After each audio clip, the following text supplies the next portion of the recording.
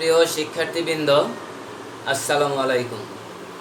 আজকে আমরা আলোচনা করব রসায়ন প্রথম পত্রের গুণগত রসায়ন থেকে। তোমাদের প্রয়োজনীয় চাহিদা ও সমস্যা বিবেচনা করে আজকের পাঠের বিষয়টিতে রাখা হয়েছে নাম্বার 1, বিভিন্ন এককে ইলেকট্রনের চার্জ ও ভর গণনা। অর্থাৎ আজকের আলোচনার মাধ্যমে কুলম, ইলেকট্রোস্ট্যাটিক ইউনিট এবং ইলেকট্রোম্যাগনেটিক ইউনিটে ইলেকট্রনের চার্জ গণনা করতে পারবে, ইলেকট্রনের ভরও গণনা করতে পারবে। নাম্বার 2, অ্যাটমিক মাস ইউনিট সম্পর্কে আমরা আলোচনা করব। নাম্বার 3, অ্যাটমিক অরবিটাল সম্পর্কে আলোচনা করব। আজকের ক্লাসের মাধ্যমে তোমরা অরবিটালের ব্যাখ্যা দিতে পারবে, নোড এবং নোডাল তল সম্পর্কে ধারণা পাবে। চলো আমরা প্রথম থেকে আমাদের আলোচনাটি শুরু করি।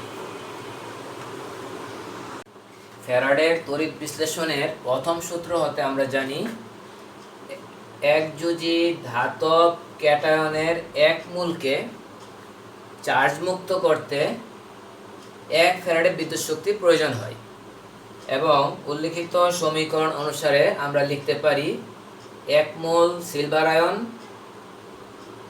কে চার্জ মুক্ত করতে 1 মোল ইলেকট্রনের প্রয়োজন হয়। সেক্ষেত্রে ক্যাথোডে 1 মোল সিলভার সঞ্চিত হয়।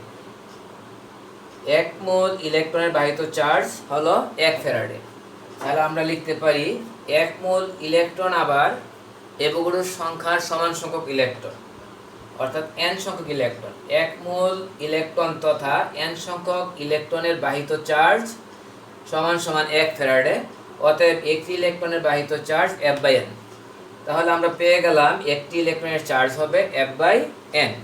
তাহলে আমরা এখানে লিখে দিব একটি ইলেকট্রনের চার্জ সমান সমান F/n। এখান থেকে আমরা F এর মান এবং n এর মান বসালে পাচ্ছি F সমান সমান 96,500 কুলম আর n এর ভ্যালু হলো 6.023 ইনটু 10 টু দি পাওয়ার 23। এটা ক্যালকুলেশন করলে আমরা পাই 1.6 into 10 to the power -19 coulomb আমরা পেয়ে গেলাম। এটা মুছে ফেলবো। আবার আমরা জানি 1 electromagnetic unit equal to 10 coulomb. কাজে আমরা লিখতে পারি 1 coulomb equal to 10 to the power -1 electromagnetic unit. এখন আমরা এত কুলম্বের পরিবর্তে এখানে লিখতে পারি 1.6 into 10 to the power -19 into 10 to the power -1। এটা হয়ে যাবে ইলেকট্রোম্যাগনেটিক ইউনিট। সরল করলে আমরা পাচ্ছি 1.6 into 10 to the power -20 electromagnetic unit. এখন আবার আমরা জানি 1 electromagnetic unit equal two 1 electromagnetic unit সমান সমান 3 into 10 to the power 10 electrostatic unit. আমরা 1 electromagnetic unit equal two 3 into 10 to the power 10 electrostatic unit জানি। এখন আমরা এই ইলেকট্রোম্যাগনেটিক ইউনিটকে ইলেকট্রোস্ট্যাটিক ইউনিটে কনভার্ট করে ফেলবো। 1.6 ইনটু 10 টু দি পাওয়ার -20, এটাকে গুণ করব 3 ইনটু 10 টু দি পাওয়ার 10। এটা ক্যালকুলেশন করলে আমরা পাবো 4.8 into 10 to the power -10 electrostatic unit. তাহলে আমরা এখন পেয়ে গেলাম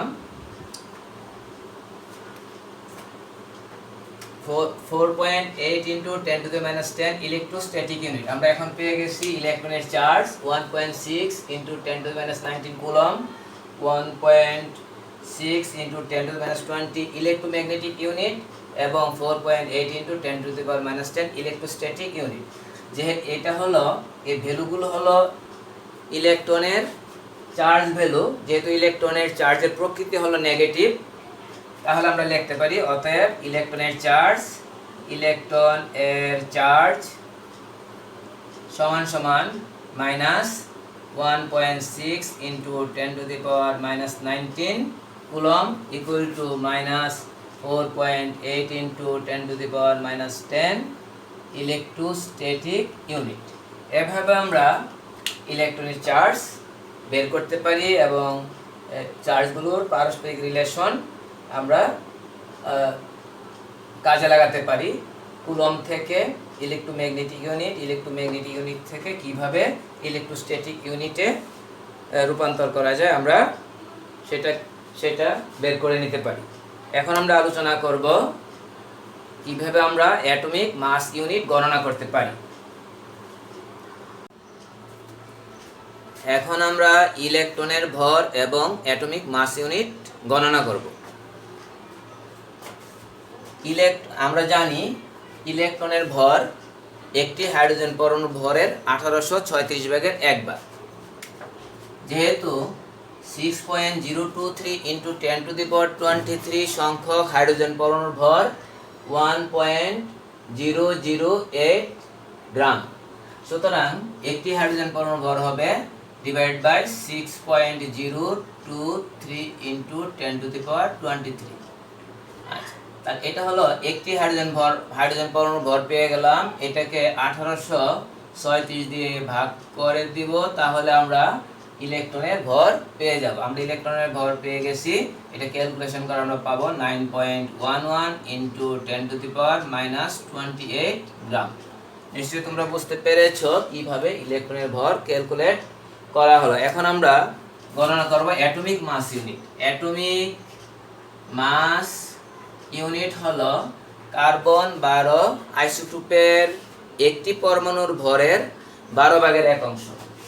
আমরা লিখতে পারি কার্বন 12 এর একটি পরমাণুর ভর ডিভাইড বাই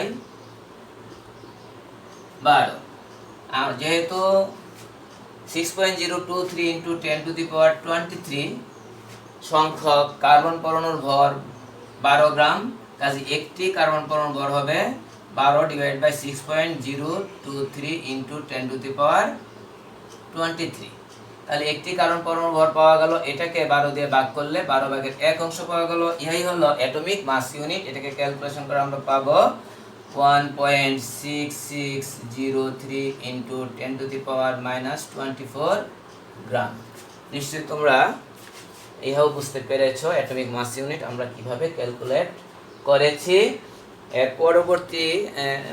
পরবর্তী আলোচনা হবে আমাদের অ্যাটমিক অরবিটাল সম্পর্কে। আমরা আজকে বিশেষ করে এস অরবিটাল এবং পি অরবিটালের গঠন প্রকৃতি এবং তাদের ক্ষেত্রে নোড এবং নোডাল তল সম্পর্কে আলোচনা করব।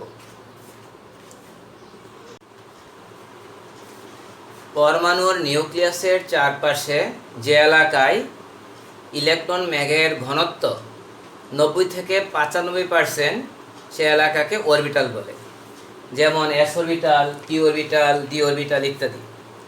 আমরা যেমন একটি এস অরবিটাল লক্ষ্য করো, প্রতিটি এস অরবিটাল দেখতে গোলক আকারের। এস অরবিটালগুলো আকার আকৃতির দিক দিয়ে ভিন্ন ভিন্ন হয়ে থাকে, 1s, 2s, 3s আকার আকৃতিতে প্রত্যেকটা ভিন্ন ভিন্ন। এখন যদি আমরা একটি এস অরবিটালকে, এটা গোলকের মতো, এটাকে মাঝামাঝি দিয়ে কেটে ফেলি, তাহলে এটার ভিতরে নিউক্লিয়াস এবং তার চারপাশে ইলেকট্রনিক স্তরগুলো আমরা দেখতে পাবো। এখন প্রথমত 1s অরবিটালটি লক্ষ্য করো, প্রতিটি 1s অরবিটাল অর্থাৎ 1s অরবিটালের নিউক্লিয়াসটি একটি গোলক আকারের একটি গোলক আকারের ত্রিমাত্রিক ইলেকট্রন ম্যাগ বলয় দ্বারা পরিবেষ্টিত থাকে। এক্ষেত্রে এটা একটু ভালোভাবে বুঝতে হবে, এই নিউক্লিয়াসে কোনো ইলেকট্রন থাকবে না। এখানে 1s অরবিটালে ইলেকট্রন ঘনত্ব সবচেয়ে বেশি থাকে, এটা আকারের দিক দিয়ে ছোট হয়। নিউক্লিয়াসের পর থেকে ইলেকট্রন ঘনত্ব বাড়তে বাড়তে একটা নির্দিষ্ট অঞ্চলে গিয়ে ইলেকট্রন ঘনত্ব সবচেয়ে বেশি হয়, এই কালো অঞ্চলটি। তারপরে আরো পরিধির দিকে বাহিরের দিকে অগ্রসর হলে ইলেকট্রন ঘনত্ব কমতে কমতে বাহিরে গিয়ে আর ইলেকট্রন পাওয়া যায় না। এই 1s অরবিটালের কোনো অংশে ইলেকট্রনবিহীন ফাঁকা জায়গা বা শূন্য জায়গা পাওয়া যায় না। 2s অরবিটালটির দিকে লক্ষ্য করো। 2s অরবিটালের নিউক্লিয়াসটি দুইটি গোলক আকারের ইলেকট্রন ম্যাগ বলয় দ্বারা পরিবেষ্টিত থাকে। প্রথমত নিউক্লিয়াস থেকে অগ্রসর হলে ইলেকট্রন ঘনত্ব পূর্বের নিয়মে বাড়তে বাড়তে এই প্রথম ইলেকট্রনিক স্তর পাওয়া যায়, যেখানে ইলেকট্রন ঘনত্ব সবচেয়ে বেশি হয়। তাহলে আমরা বুঝতে পারলাম যে ইলেকট্রন ঘনত্ব বাড়তে বাড়তে এই অঞ্চলে এসে ইলেকট্রন ঘনত্ব ম্যাক্সিমাম হয়, তারপরে আবার ইলেকট্রন কমতে কমতে এখানে এসে শূন্য হয়ে যায়, এই মাঝামাঝিতে এসে শূন্য হয়ে যায়। তারপর আবার ইলেকট্রন ঘনত্ব এখান থেকে বাড়তে বাড়তে এখানে এসে ম্যাক্সিমাম হয়। তারপর আরও বাহিরের দিকে অগ্রসর হলে ইলেকট্রন ঘনত্ব কমতে কমতে এই পাশে আসে, আর ইলেকট্রন পাওয়া যায় না।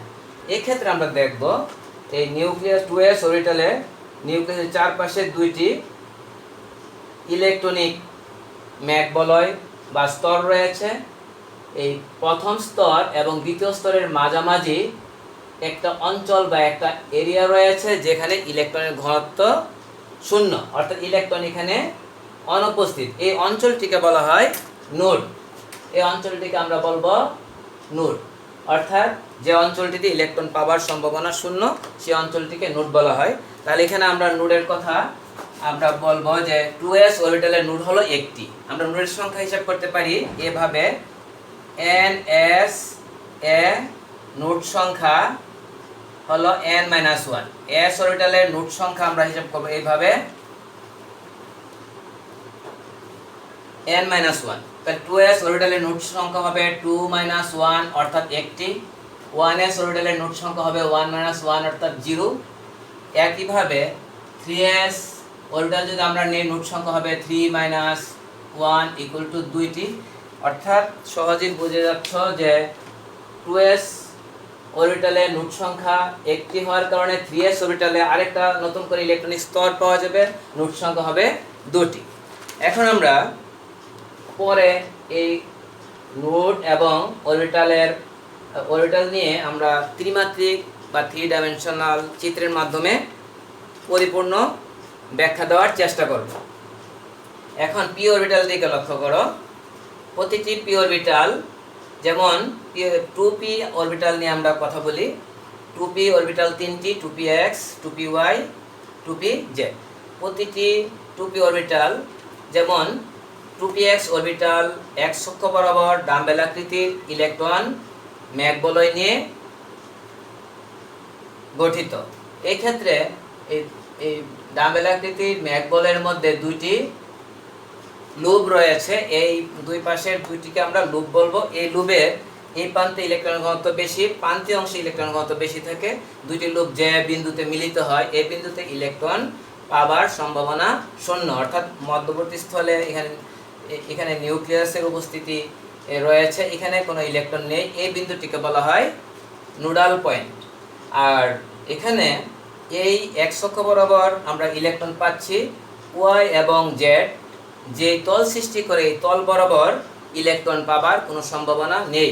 এই জন্য 2px অরবিটালটির নোডাল তল হলো yz, অনুরূপে 2py এর নোডাল তল হলো xz, 2pz এর নোডাল তল হলো xy। এখন আমরা ত্রিমাত্রিক চিত্র অর্থাৎ 3 ডাইমেনশনাল চিত্রের মাধ্যমে নোড এবং নোডাল তলের ব্যাখ্যা দিব। ছবিটি লক্ষ্য করো, ইহা একটি গোলক আকারের s অরবিটালের ত্রিমাত্রিক চিত্র। প্রতিটি s অরবিটাল অর্থাৎ 1s 2s অরবিটাল আকার আকৃতিতে ভিন্ন ভিন্ন হয়।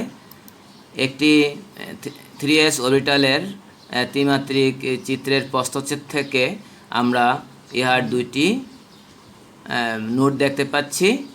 এখানে 3s অরবিটালের নোড হলো দুটি।